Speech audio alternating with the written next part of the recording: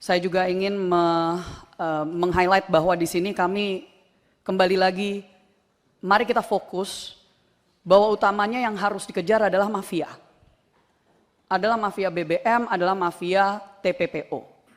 Sangat disayangkan kalau misalkan ada polisi yang memang lurus, bersih, sampai sedemikian hanya untuk bisa melawan hal-hal tersebut.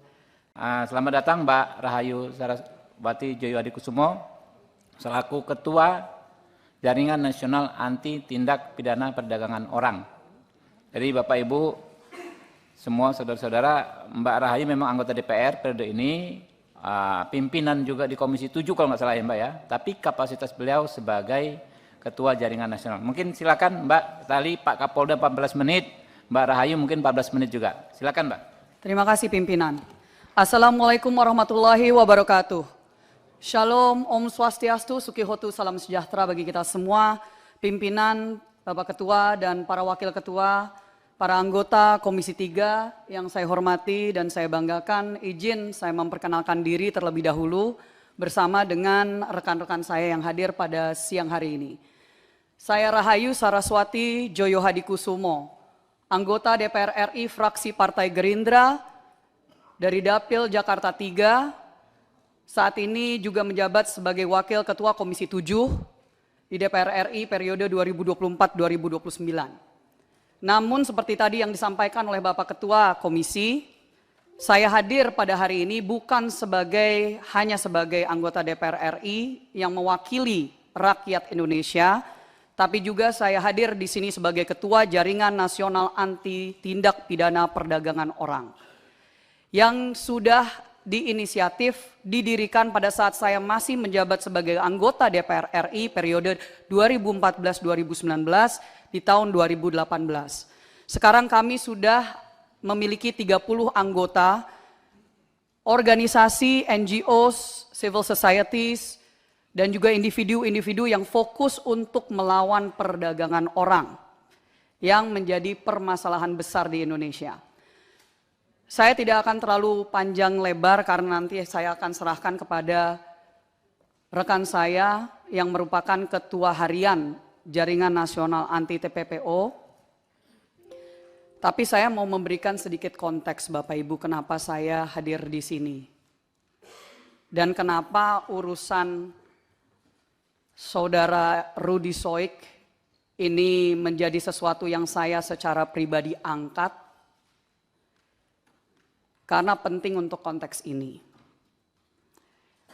Yang pertama, saya mohon izin juga kepada yang saya hormati tentunya jajaran dari Polda NTT. Izin Pak Kapolda dan Bapak-Bapak sekalian, mungkin Bapak tidak begitu mengenal. Tadi saya mendengar di awal Bapak tidak begitu mengenal Saudara Ibda Rudy Soik.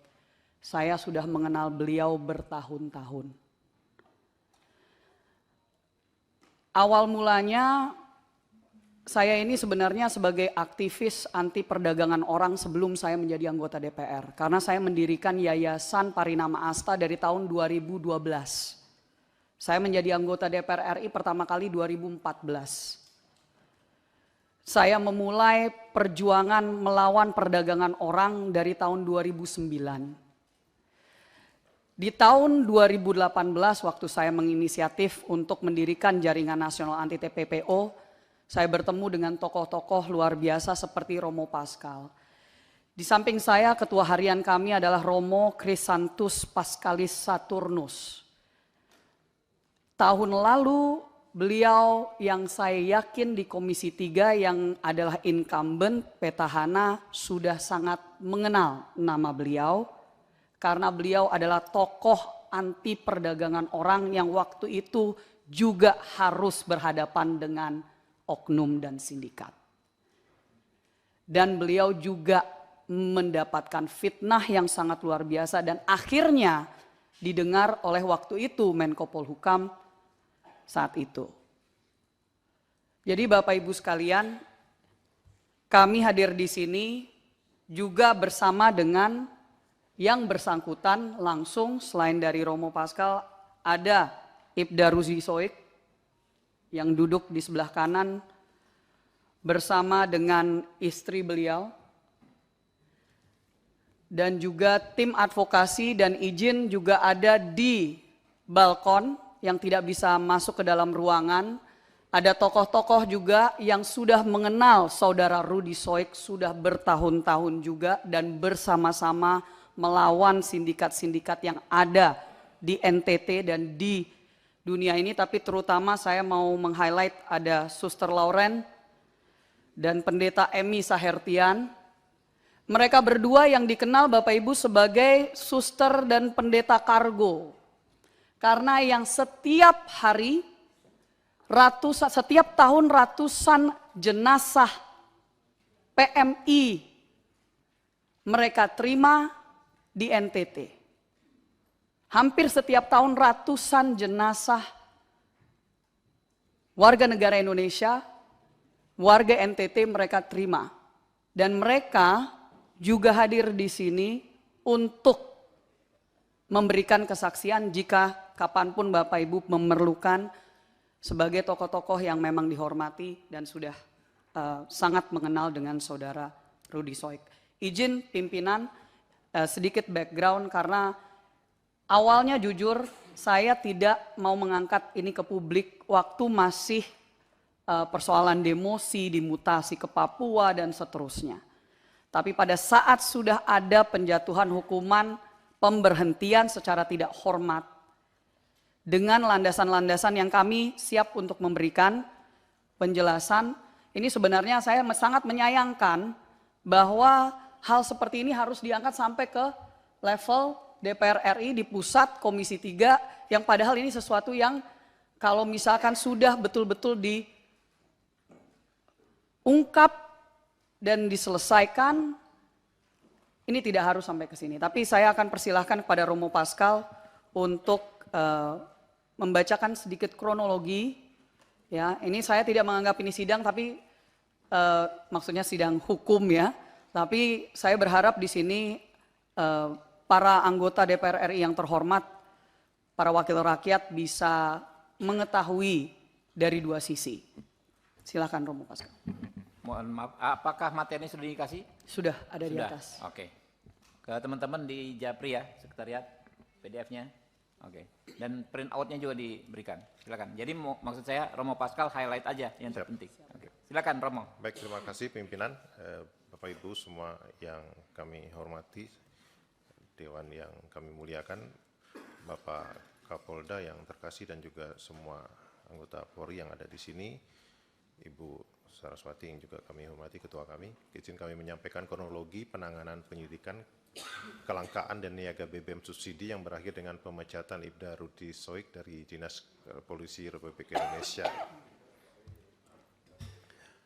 Ya, kami izin menyampaikan kronologi yang kami dengar dari saudara Rudy Soik sendiri terkait dengan kasus ini, dan mungkin ini bisa sedikit bercerita dari versinya Bang Rudy dan mungkin bisa juga menjawab beberapa hal yang mungkin tadi disampaikan oleh Bapak Kapolda.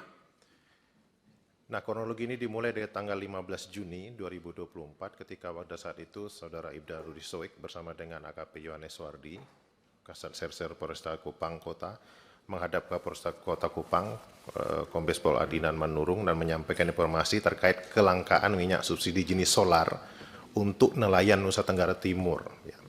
Nah, waktu itu Kapolres Kota Kupang mengeluarkan sprint, nomor sprintnya tercatat di situ, dan kemudian memerintahkan untuk mencari tahu dan mengumpulkan bahan keterangan yang sesuai dengan tujuan penyelidikan dimaksud. Itu kita punya juga bukti sprint itu. Nah, kemudian dari tanggal 15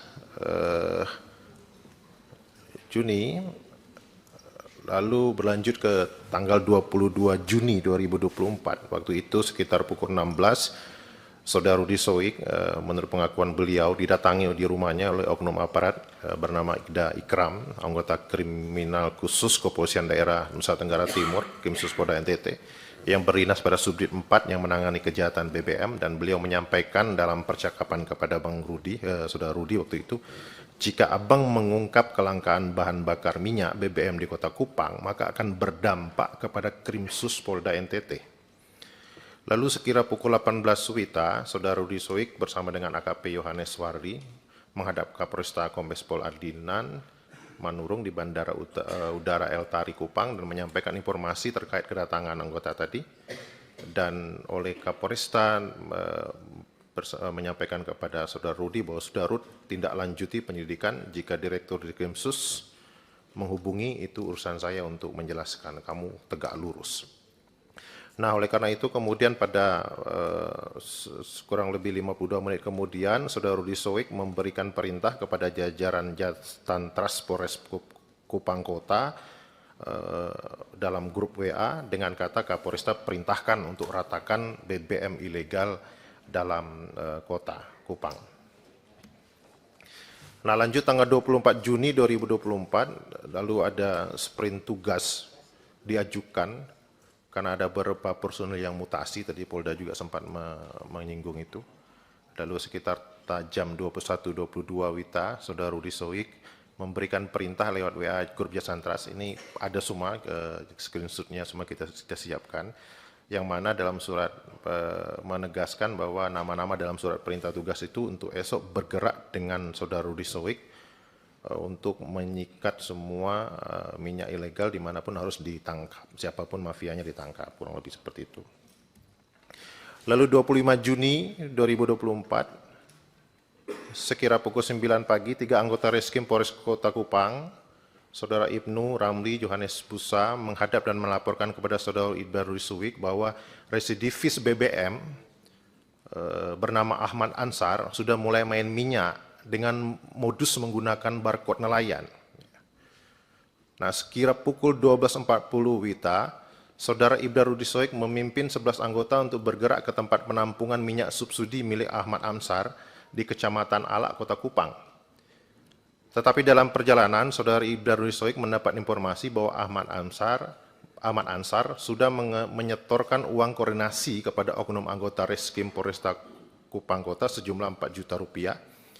Dan karena itu Saudara Rudi Soik meminta anggota untuk menepi di sebuah restoran terdekat dengan Polda NTT, yaitu Restoran MP Masterpiece, dengan maksud untuk melakukan konfirmasi kepada Kasat Serse AKP Yohanes Wardi, apakah beliau mendapatkan uang koordinasi dari Ahmad Ansar atau tidak. Saat itu Saudara Rudi Soik menghubungi Kasat Reserse dan menanyakan terkait informasi setoran uang 4 juta tersebut, dan Kasat Serse AKP Yohanes Wardi menjelaskan kepada Saudara Ibda Rudi Soik tidak ada uang itu, dan mengatakan kepada Saudara Ibda Rudi Soik, nanti tunggu di situ, kita makan siang bersama anggota baru bahas sekalian soal ini. Nah, saat menunggu itu, Aibtu Ibnu Sanda menyampaikan kepada Saudara Ibda Rudi Soik, Komandan tunggu Pak Kasat di sini saja biar saya pimpin anggota ke tempat penampungan minyak milik Ahmad. Dan saat itu Rudi Soik menjawab, ya, sudah pimpin anggota saya standby di sini menunggu Kasat. Nanti kembali dari tempat Ahmad baru kita makan di sini. Lanjut, setelah anggota bergerak ke tempatnya Ahmad Ansar, Saudara Ibda Rudi Soik berjalan masuk ke ruangan tunggu restoran Masterpiece, dan karena menunggu cukup lama Kasat datang dan anggota kembali dari lokasi penampungan milik Ahmad Ansar, agak lama maka Saudara Rudi Soik membuka HP dan melihat story di WA yang di situ Saudara Ibda Rudi Soik melihat HP junior beliau aktif yang disebutkan tadi. Lalu beliau coba menghubungi 2 orang junior Polwan yang bertugas di Polda NTT dan menyampaikan, kakak ada makan di restoran Masterpiece, kalau mau gabung nanti silakan merapat. Lalu kedua Polwan menjawab, oke kakak kami merapat, tapi kami tidak bisa lama karena mau antar anak les dengan waktu yang bersamaan. Lalu Kasat Reserse mereka masuk sama-sama ke restoran itu dan masuk ke ruangan VIP dan mencicipi makanan yang dihidangkan di meja ruangan VIP. Saya nggak tahu ini benar nggak Rudi karaoke siang-siang hari ini. Pada saat makan, 11 anggota Reskrim Polres Kupang yang telah kembali dari tempat Ahmad Ansar dicegat untuk tidak boleh masuk bersama saudara Ibda Rudi Soik dan oknum anggota Propam Polda NTT Aibtu Untung Pato Pelohi, teman baiknya Ansar Ahmad. Nanti di berikutnya kami akan jelaskan juga dari mana dia teman baik, yang tiba-tiba ada di restoran. Selanjutnya anggota Propam Polda NTT lainnya yang ada di parkiran masuk ke ruangan VIP bertemu saudara Ibda Rudi Soik dan bertanya, lagi buat apa Rud? Saudara Ibda Rudi Soik menjawab, kami lagi makan. Selanjutnya beliau keluar dan melihat anggota beliau tetap berada di parkiran, bertanya kepada mereka, kenapa tidak masuk? Lalu mereka menjawab bahwa mereka dilarang oleh oknum Paminal atas nama Aibtu Untung Pato Pelohi atas kejadian itu. Lalu saudara Ibda Rudi Soik melaporkan kepada Kapolresta Kupang dan Kapolresta Kota Kupang menyampaikan kepada saudara Rudi Soik ada musuh dalam selimut. Ada screenshot WA-nya. Dan kemudian saudara Rudi Soik bertanya kepada saudara Aibtu Untung Pato Pelohi, kenapa melarang anggota saya masuk dalam ruangan? Dan kemudian dijawab, beta pas masuk di parkiran anggota semua ada di situ, jadi beta bilang balisu.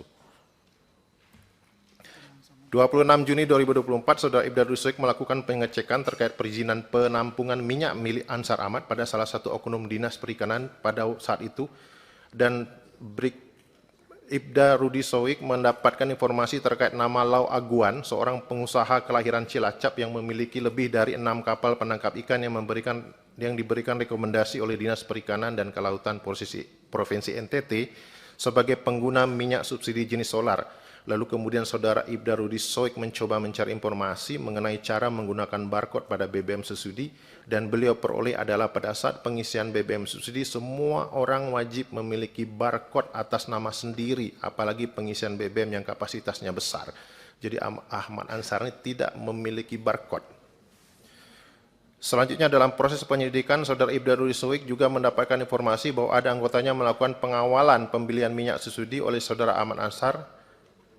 Sejak tanggal 15 Juni 2024, oknum anggota tersebut yang merupakan anggota Polres Kota Kupang yang juga merupakan booster atas nama Muhammad Kalumba telah menerima setoran dari Ahmad 4 juta rupiah yang kemudian terkonfirmasi melalui pengakuan Bribka Muhammad Kalumba kepada saudara Ibda Rudi Soik bahwa yang dia terima adalah uang sebesar 3.800.000 rupiah.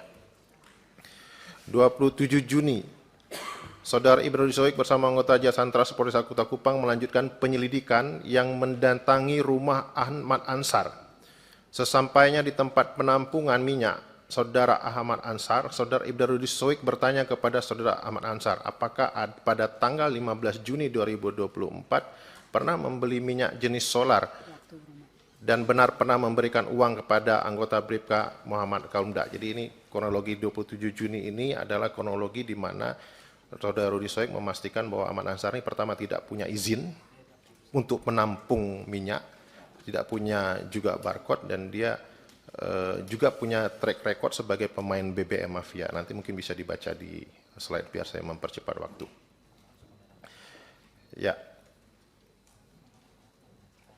kami mungkin karena waktu izin pimpinan kami langsung ke kesimpulan paparan. Pertama kami ngerasa teman-teman jaringan Jarnas dan juga teman-teman di NTT melihat adanya skenario kriminalisasi terhadap Ibda Rudi Soik secara terstruktur, masif dan sistematis oleh oknum polisi yang mengatasnamakan Polda NTT untuk menghentikan langkahnya dalam mengungkap kejahatan penyeludupan BBM bersubsidi yang diperuntukkan bagi rakyat kecil. Yang kedua, menurut kami adanya perampasan hak ekonomi kerakyatan, hak atas BBM subsidi yang sangat dapat berdampak pada masalah-masalah sosial lainnya, tindak pidana perdagangan orang yang disebut oleh pimpinan kami tadi, kemiskinan yang meningkat di mana-mana, dan ada indikasi keterlibatan oknum aparat kepolisian di situ. Yang ketiga, kami merasa negara absen dalam menjamin kesejahteraan dan keamanan bagi rakyat dengan adanya pembiaran kasus mafia BBM bersubsidi berulang di NTT. Dan yang keempat, peradilan etik terhadap Ibda Rudi Soik SH dan putusan PTDH yang prematur merupakan skenario kriminalisasi melalui mekanisme peradilan etik yang terkategori tidak adil serta menutup jalannya upaya pemberantasan mafia BBM yang marak di Kota Kupang. Ya, mafia BBM-nya kok nggak dikejar-kejar gitu ya, tapi kok Rudi Soiknya yang dicari-cari.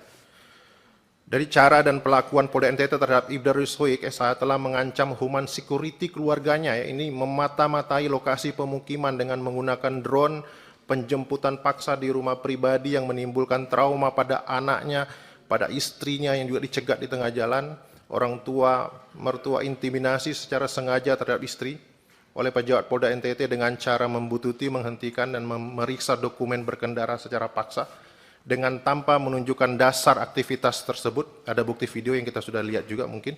Perlakuan ini merupakan pelanggaran HAM terhadap perempuan dan anak yang terkategorikan sebagai kelompok rentan. Karena itu kami mendesak agar Polda NTT dibersihkan dari aparat yang terindikasi terlibat atau melindungi serta bekerja sama dengan para penimbun atau mafia BBM bersubsidi, yaitu menonaktifkan beberapa pejabat tinggi di lingkup Polda NTT, Kapolda, Dikrimsus, Kabid Propam, dan Kabid Humas yang dengan gegabah telah mengalihkan upaya pemberantasan mafia BBM ke dramatisasi kasus Rudy Soik.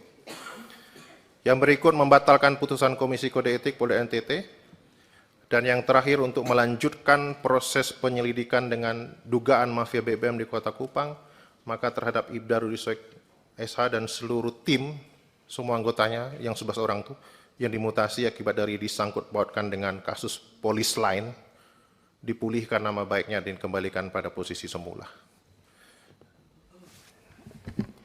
Terakhir pimpinan, saya menyayangkan sebagai anggota DPR RI bahwa membutuhkan untuk kita mengangkat satu kasus terhadap satu orang polisi yang kami kenal sudah sangat memperjuangkan nasib masyarakat kecil dan orang banyak, termasuk juga kasus-kasus perdagangan orang yang beliau ikut untuk ungkap di NTT.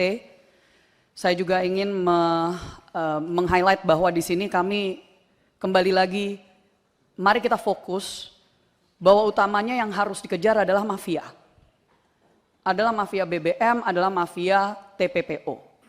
Sangat disayangkan kalau misalkan ada polisi yang memang lurus, bersih, sampai sedemikian hanya untuk bisa melawan hal-hal tersebut. Saya terakhir juga, pimpinan mungkin ingat, karena kami sudah seringkali membicarakan tentang kasus Wilfrieda Soik, yang Presiden Prabowo Subianto waktu itu ikut menyelamatkan dari Malaysia. Kenapa Rudy Soik ini sangat peduli tentang persoalan seperti perdagangan orang, nama belakangnya sama, mereka masih saudara pimpinan. Jadi itulah kenapa kami akhirnya waktu dulu itu bisa bertemu, dan itu kenapa kami mengenal beliau baik, dan mohon untuk ini bisa dikembalikan ke jalurnya, yaitu mari kita fokus untuk memberantas mafia BBM. Karena justru ini diangkat, saya mendapatkan laporan tadi pagi dari NTT, dari masyarakat di sana, rupanya sejak kasus ini diangkat tiba-tiba BBM-nya jadi lancar. Ya, jadi ini mohon izin laporan langsung dari masyarakat, dan sekali lagi terima kasih atas waktunya pimpinan dan anggota sekalian. Wassalamualaikum warahmatullahi wabarakatuh.